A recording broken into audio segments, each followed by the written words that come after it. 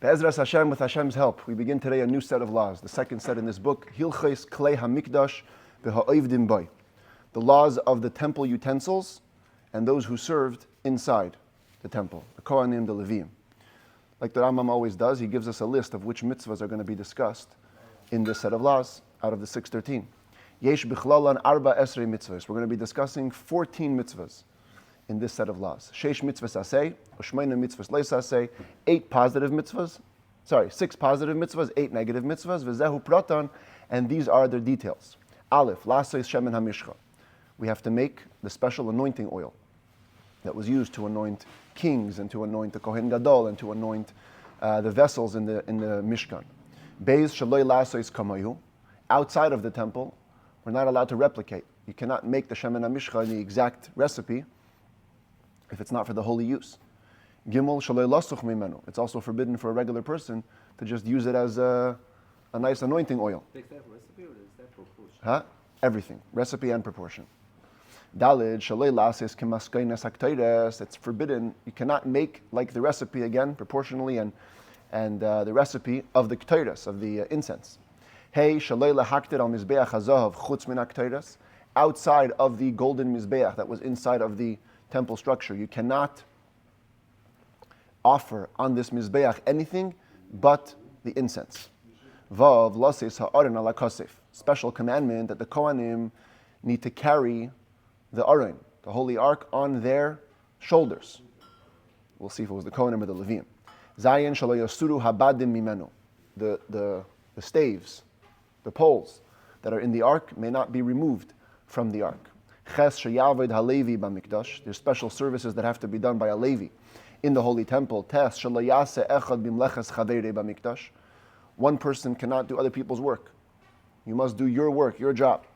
Yud lekadesh hakoyin la'aveda. The Jewish people need to sanctify the Kohanim for service. They have to be elevated, that they're the ones that are serving Hashem. Yud aleph sheyu kol mishmares shavers b'regalim. Even though usually the Kohanim were divided into 24 families, each family served for 1 week in the temple. On holidays, Pesach, Shavuot, Sukkot, all of the groups were equal. They all came to serve. Yud Beis lilbash bigdei kahuna la'aveda. Kohanim have to wear special priestly garments when they do the service in the temple. Yud Gimel shalo yikara ha'me'il. The special blue cloak worn by the Kohen Gadol cannot be ripped. Yud Dalet shalo yizach ha'choshen me'al ha'ephod. The breastplate, the choshen, that we're going to learn about in detail, cannot be removed from its attachment to the ephod, to the lower, kind of like a apron that was worn on the bottom. Kohen Gadol, yes, only the Kohen Gadol. Only the Kohen Gadol. He had a special mitzvah not to move the breastplate from the ephod. Ubir mitzvahs elu beprakim elu. The explanation of these 14 mitzvahs is coming in the following 10 chapters, God willing. Perek Rishon, chapter 1, all about the shemen hamishcha, the anointing oil. And the picture here, you can actually see that there was a jar of the anointing oil that would sit in the Kodesh HaKodashim. It sat in the Holy Ark. The Rambam said this in the last set of laws in chapter 4. So this is just a little depiction of that.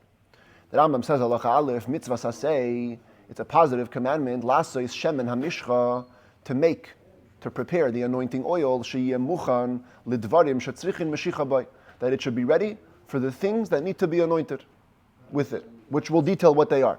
Shenemar, as it says, ve'asisa oisai shemen mishchas kaidesh. You need to make it into the holy anointing oil.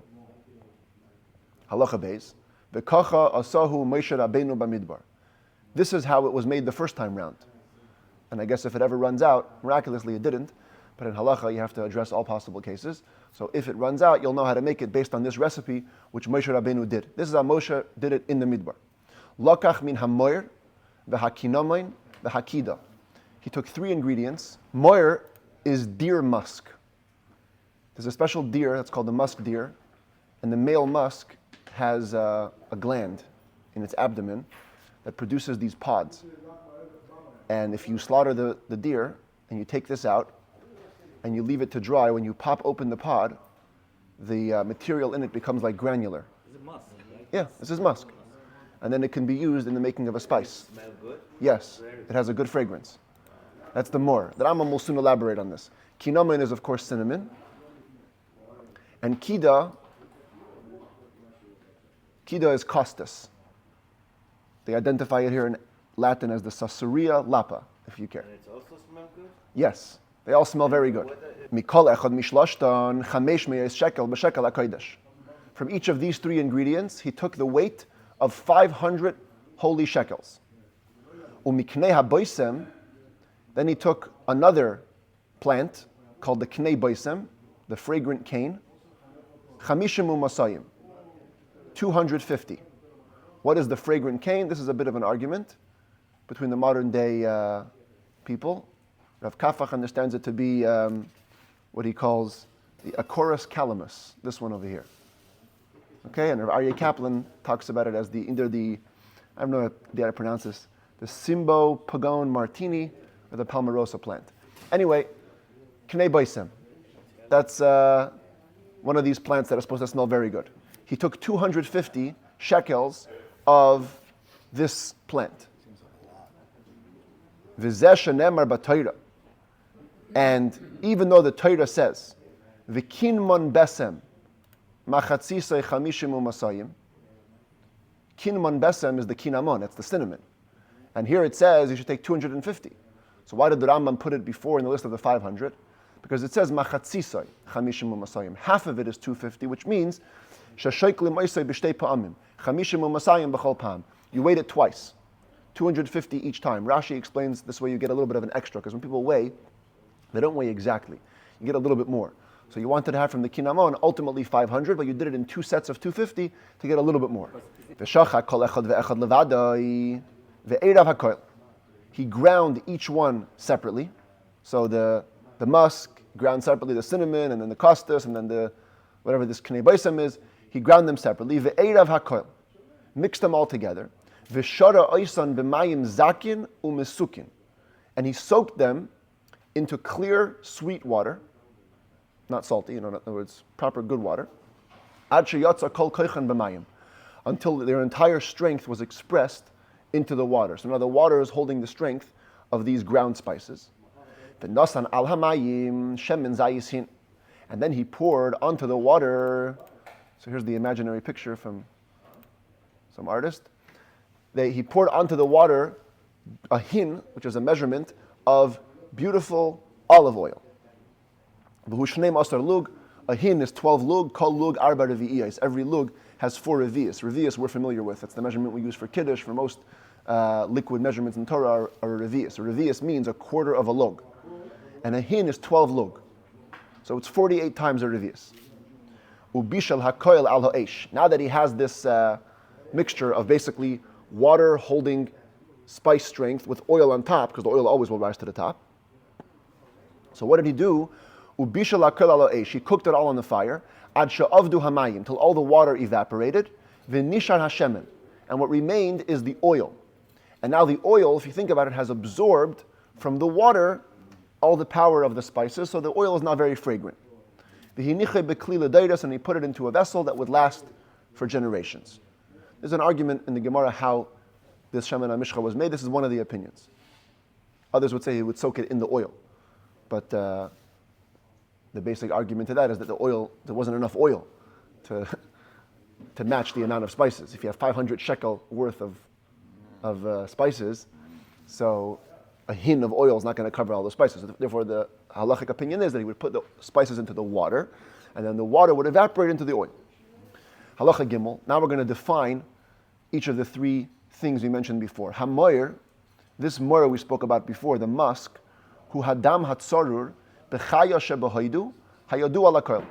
It's the blood that's stored in the animal in India that everybody knows.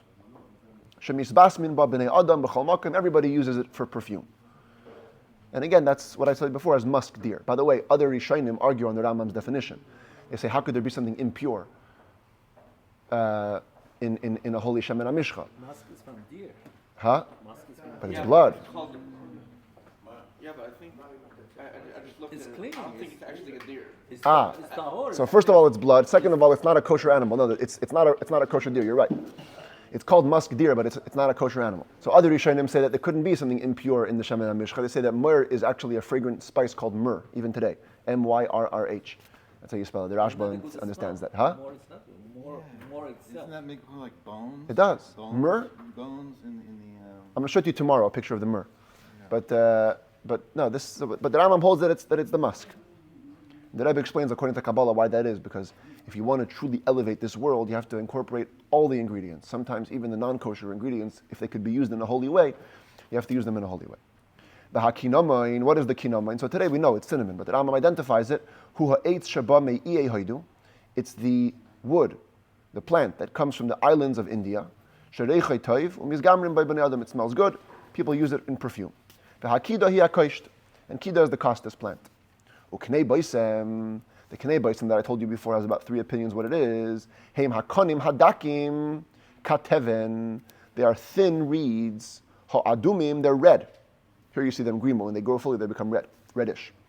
Habayim me'iyei haidu. They come from the Indian islands. Bereichon toiv, and they smell good. By the way, they say even today, they mostly grow in Kashmir, in the Indian. Sri Lanka's Indian islands? Okay. But even today, their main growth. Afghan. No, Kashmir is in the mainland. Sri Lanka is the island. Kashmir is in the mainland of India? Okay. It's near Pakistan border. Don't argue with the Far East geologies, guys. So, okay. The point is that even today, it's mostly found in the Far East. They used to bring it a Huh? lot of spice From there to Israel. Yeah. They smell good. They're from the types of spices which doctors usually put them into balsam oils, into these type of oils they would make for people, medicinal purposes. They would mix them into these things.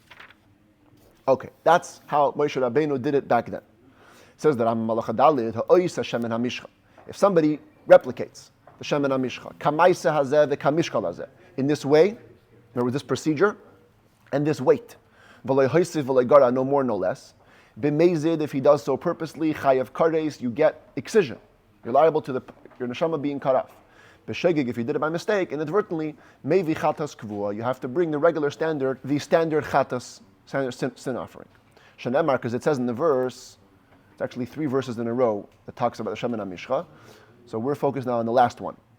Asher yirkach kamoyu, if a person prepares it just like it, v'nichras me'amav, he'll be cut off from his nation. Besides from making it in the right proportions and everything, he has to make it with the intent to smear it as an anointment. But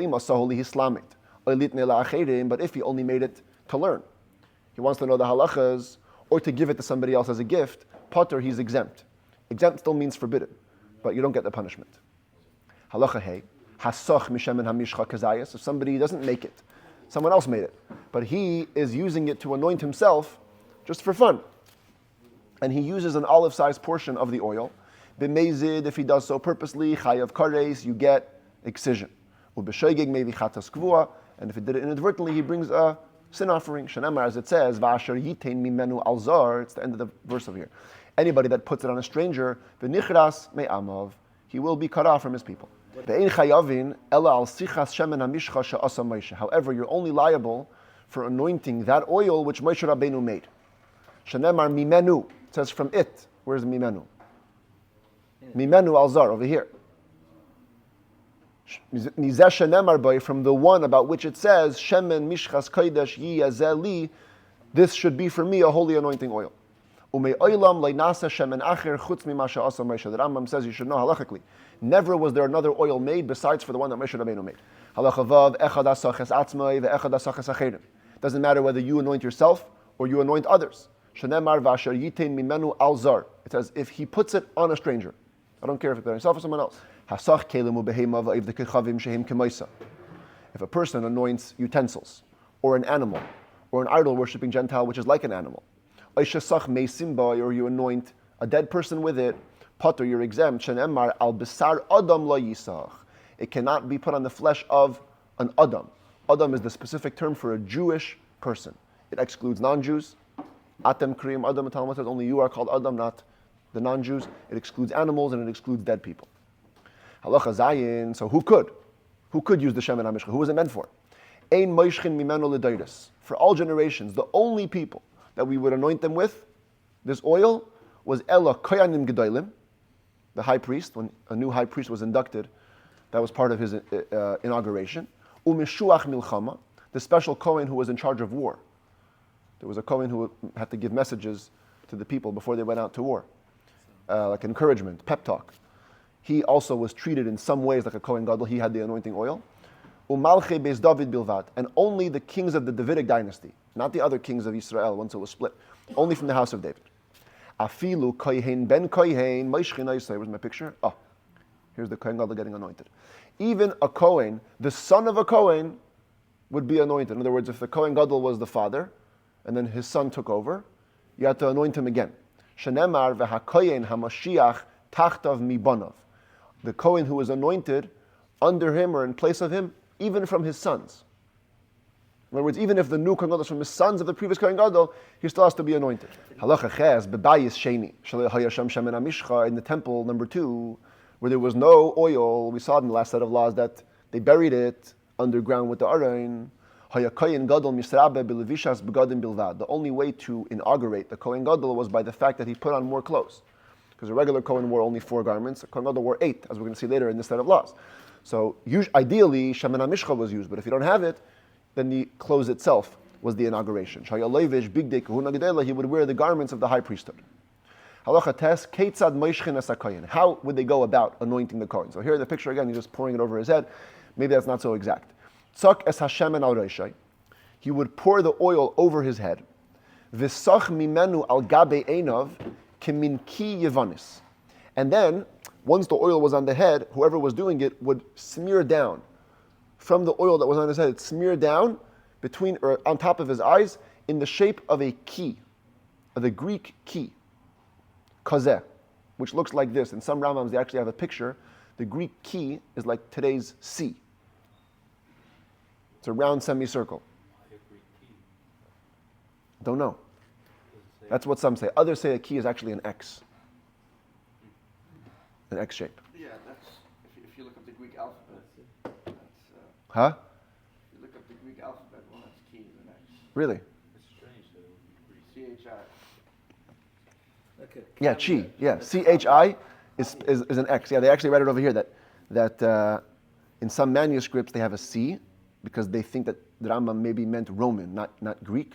But the Greek key is definitely an X. Shenemar, it says in the pasuk, Vayitzoik mishemen hamishcha al roish Aaron vayimshach esel lekadshai. He poured from the oil on the head of Aaron, and he anointed him to make him holy. There was 2 stages. There was one point of just pouring the oil, and then there was an anointing, a special movement that would, smear the oil over his face. Umalche beis David moishchen oisan keminez al roisha. The kings of the house of David who were anointed, they were anointed with a shape of a crown. This is supposed to be a description of it. Also, pouring the Shemen HaMishcha onto his head, and then they would shape it into a crown on his forehead. After it's poured? Yeah. V'lo yimshach b'mekayim acheres v'lo yarbe b'shemen. You don't anoint it in any other places except for the head, nor do you use too much oil. Minimal amount. Halacha yod hanoisen mishemen hamishcha al gabe melech oy kohen gadol shekvar nimshechu. Interesting question. A person pours the Shemen HaMishcha onto a king or a Kohen Gadol who already had the oil poured on him once. But now it's doing it for a useless purpose. Potter is still exempt. Shanema, because it says, the verse we saw before, V'asher yitein mimenu al zar. The only prohibition is for putting it onto a stranger. Ve'ein elu zarim, they're not strangers. They've already been anointed once in a proper way with this oil. Aval asach mimenu.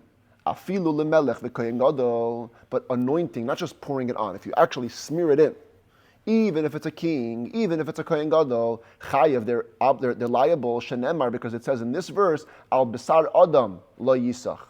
It shall not be anointed on any person. Kol adam b'mashma, any person, even if they're a kohen gadol or a king. The kohen gadol shenot al shemen hamishcha mireishay v'sach b'meihav.